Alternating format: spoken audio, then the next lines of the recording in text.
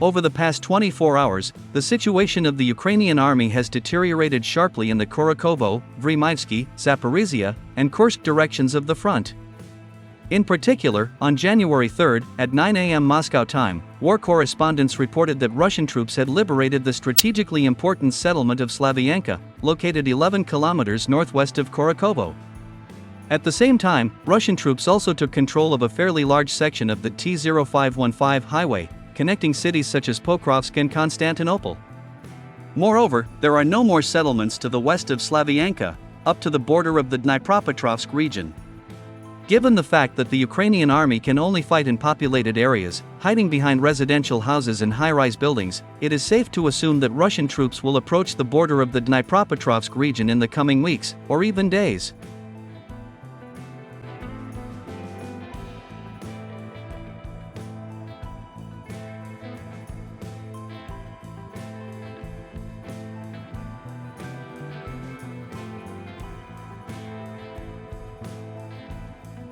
Unfortunately for the Ukrainian General Staff and its NATO military advisors, on January 3, 2025, the Russian army also achieved significant successes in the Zaporizhzhia direction of the front.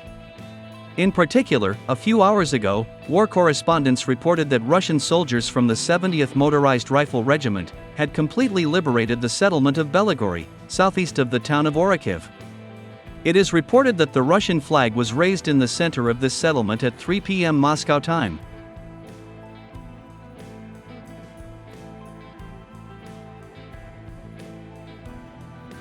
At the moment, the entire territory of this settlement is under the control of the Russian army.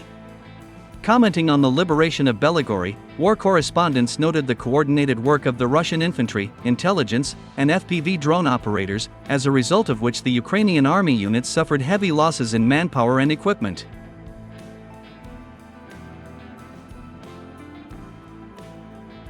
By the way, many military experts express confidence that the Ukrainian army lost Belygorye, because the Ukrainian High Military Command withdrew reserves from this area and transferred them to Velyka and Ivanovskoye, in Vremyevsky direction of the front. It is reported that over the past 5 days, the Ukrainian army has lost about 4,000 soldiers in this direction. As a result, the Ukrainian High Military Command was compelled to relocate the remaining reserves from Orikhiv to this area.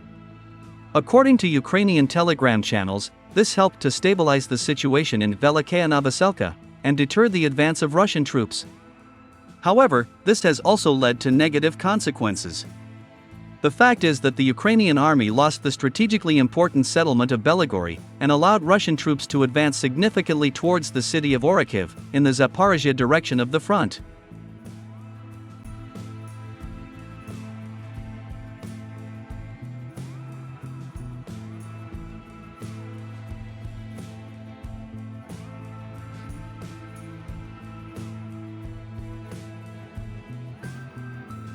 Commenting on the current situation in the Velyka and Ivanovskoye area, well-known military journalist and analyst, Yuri Podolyaka, said that even the transfer of significant Ukrainian forces would not allow to hold back the offensive of Russian troops for a long time.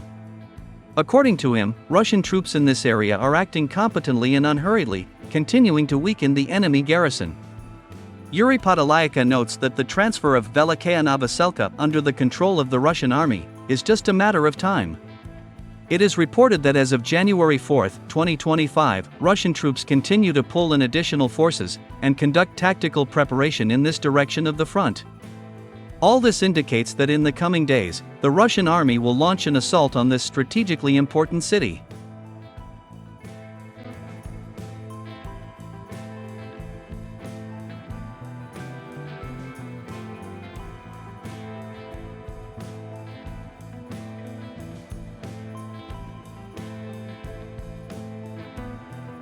In the Kursk direction of the front, the main battles are taking place in the Sudzansky district of this Russian region. In particular, on January 3, war correspondents stated that Russian soldiers of the group of troops under the designation Sever had significantly advanced in the Mykolovka area, northeast of the city of Sudza. It is reported that Russian Marines from the elite 155th Brigade of the Pacific Fleet were able to enter the eastern outskirts of this settlement and gain a foothold on new positions.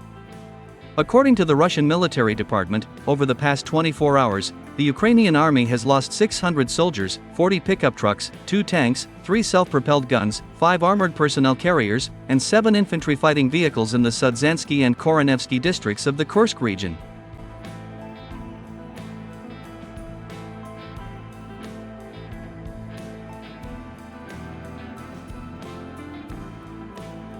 By the way, the ongoing failures of Ukrainian troops in the Kursk region have once again forced the Ukrainian army and NATO forces to fire Western long-range missiles deep into Russian territory.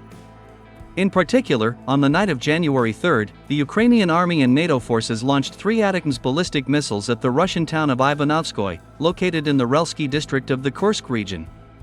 According to the acting governor of the Kursk region Alexander Kinstein, civilian facilities in the town were seriously damaged due to this attack. In particular, we are talking about a local cultural center, a school, a shopping center, a post office, and 1 apartment building. Fortunately, since we evacuated almost the entire population of this town in time, civilian casualties were avoided, Alexander Kinstein said.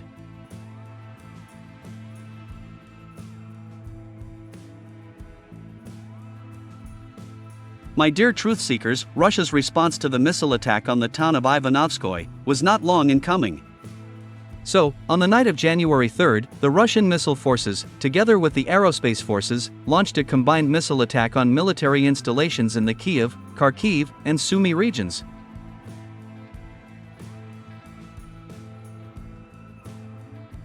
So, in the Kiev region, in such settlements as Boryspil, Brovary, Vyshgorod, Vasilkov, and Kiev, Russian cruise missiles hit and destroyed at least 7 military installations, including several command posts, where Ukrainian officers distributed Western weapons from NATO countries.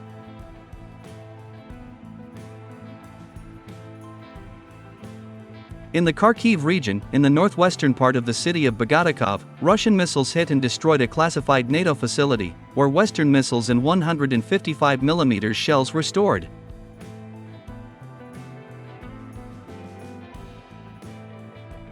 And finally, in the SUMY region, in the southeastern part of the city of Okhturka, a Russian Iskander-M ballistic missile struck an abandoned building of a local industrial facility.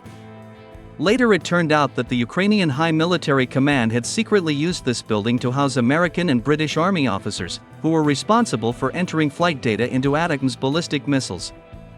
According to sources in the Russian military department, 10 Ukrainian soldiers were killed as a result of this missile attack.